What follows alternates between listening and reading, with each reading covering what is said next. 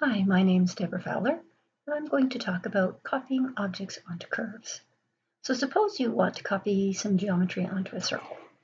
Easy way to do that is to start with a tube, and then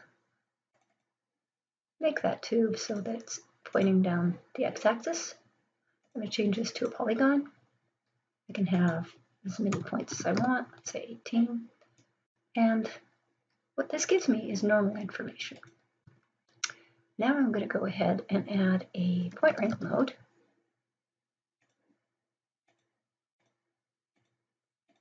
And I'm going to add an up vector as well as keep the normal.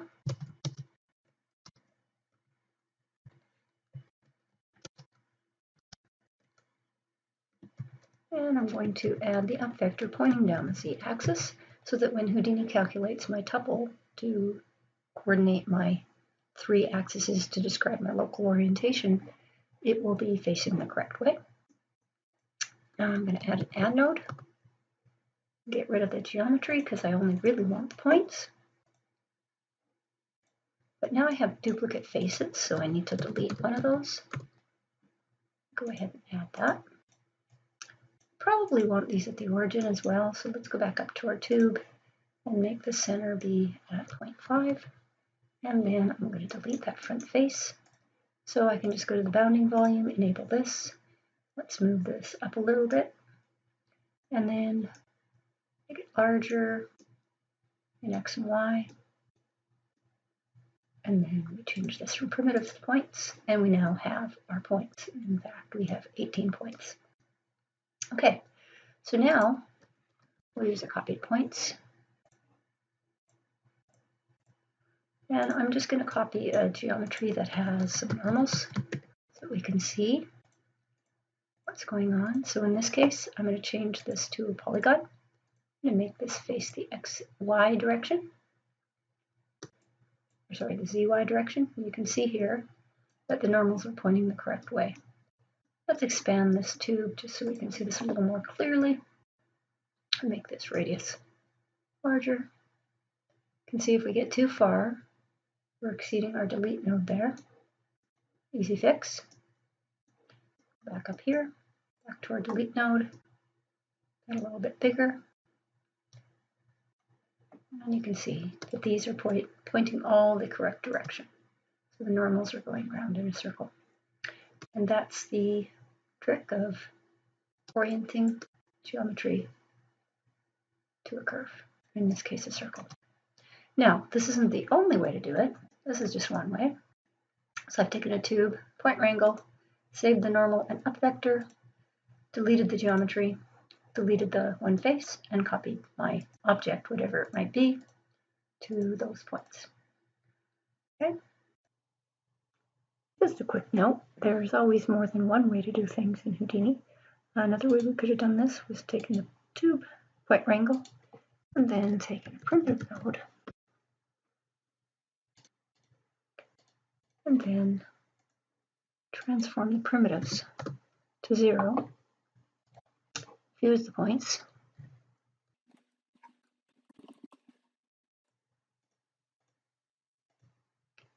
in this case I'm going to keep the fused points, blur that in.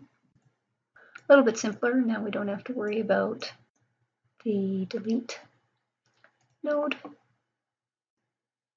and it works. So again, multiple ways. Now let me show you one without code. If we want to do a similar thing with polyframe, I'm going to start with circle.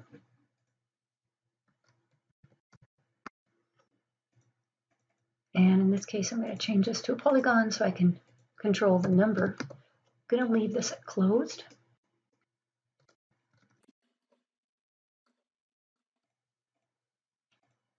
And in this case, I'm going to change normal so I can rename it.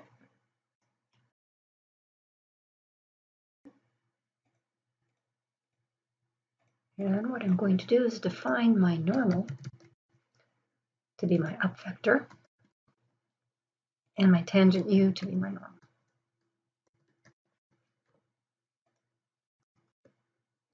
Now I'm going to copy my points.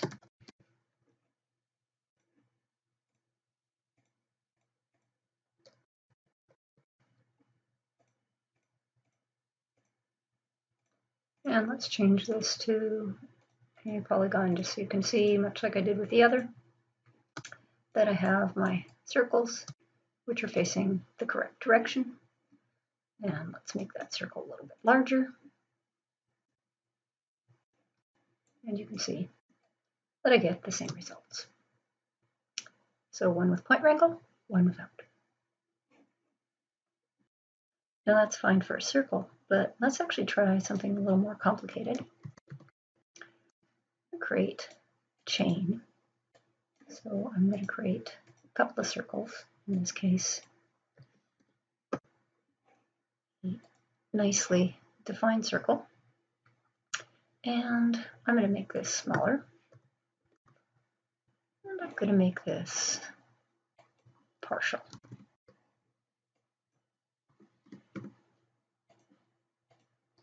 In this case, what I want to do is create a line. And this line is going to be along X. And it's going to be some arbitrary length.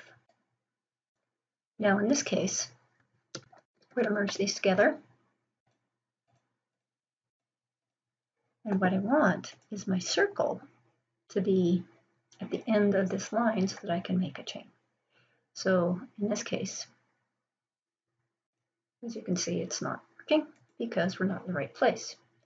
I'm going to change this by taking the bounding box of the circle and taking the underscore x, y max. And then in this case, we now have our object, but I probably want this to be centered at the origin. So let's go ahead and change this so that I take the distance and divide by 2, but make this negative. And we're going to move our circle, which is then going to be centered at that point.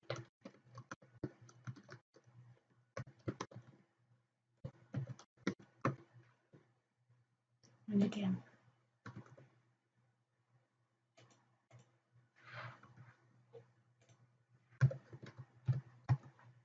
Okay, so now I have a line with a circle on one end. What I want to do is do a copy. So I'm just going to use, in the rare occasion, a copy transform. And in this case, I'm going to rotate this 180 degrees. Now, we have geometry, but it's not the cleanest. So what I'm going to do is clean up those extra points. So if you look at it right now, we have a whole bunch of points in here. And we want to just clean this up.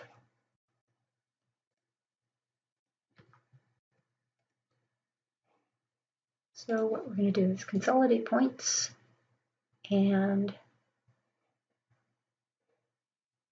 clean that geometry.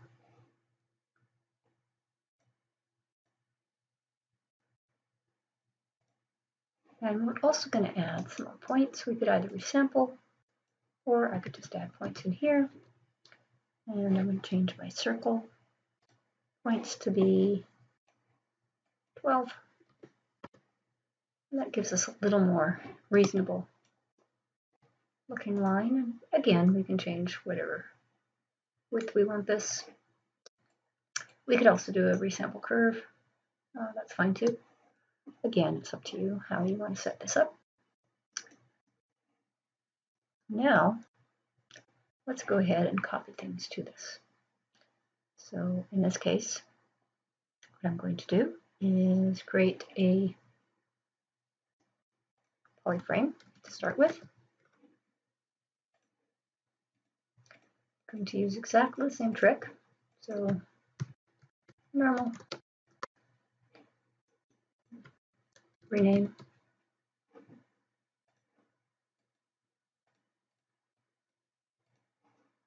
and in this case, I will take my normal, change this to up, and U, change that to normal, and I'm going to copy points.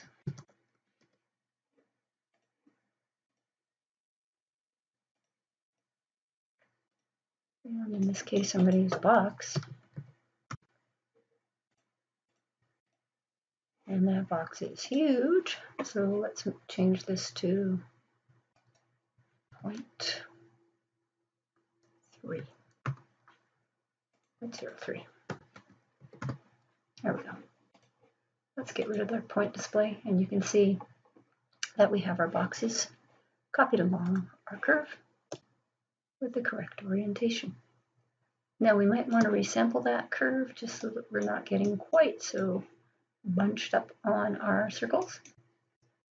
Or we could go back to our circle and reduce our number of points. But if we want an even distribution, we might want to do a resample. So there you can see that we have our boxes copied onto our curve correctly. Let's go ahead and do a resample.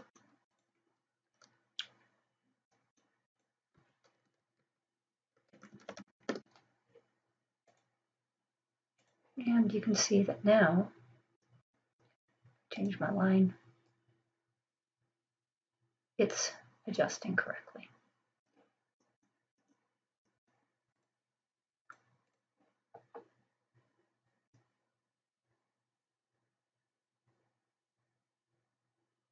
There we go. Okay, so that's with polyframe. Now what if we did it with a point wrangle node? Well, there's a number of ways we could do this. Start with the first one, which is we're going to go from our clean geometry and do a point wrangle. So from right here, from the resample. And we need information from this curve. So in order to calculate this, rather than using polyframe, what we're going to do is feed that data in and grab the information. So I'm going to grab a vector, which is going to be a point, and grab that point from the first input.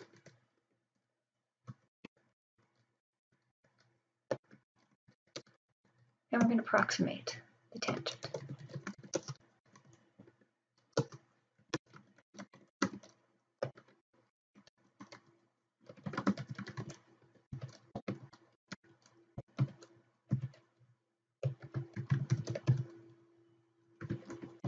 So what we'll do is take the previous point. Well, this is a problem in the case of the first point because there is no previous point.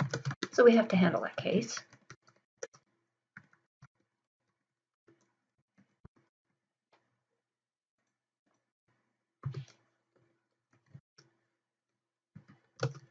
And set it to the, again, average.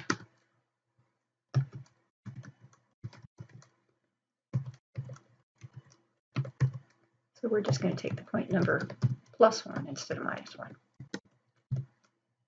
Okay, then I'm going to approximate the normal, which we're going to take a normalized vector between 0.1 minus 0. And our up vector in this case is going to be y.